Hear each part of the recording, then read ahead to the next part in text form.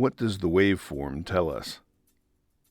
Have you ever looked at the waveform you've just recorded and wondered whether it's any good? That's what we're going to look at in this edition of Stuart's Audacity Tips. Before I jump into it, would you take a moment to think about someone else you could help by sending them this tip and forward it? I thank you, and I bet they will too. Okay, so let's talk about the waveform, that funky shape that appears on the screen as we record. Audacity displays the waveform in terms of amplitude. That just means how much sound energy goes into the mic at any given moment. The louder the sound, the more the waveform goes away from the center line, both up and down. Here's a waveform that gets louder as it goes.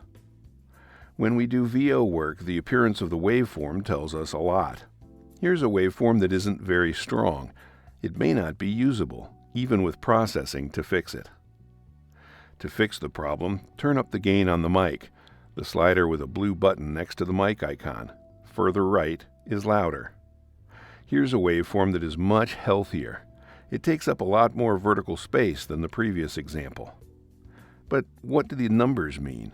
There's a scale at the left end of the track that shows values from 0 in the middle to plus or minus 1 at the top and bottom.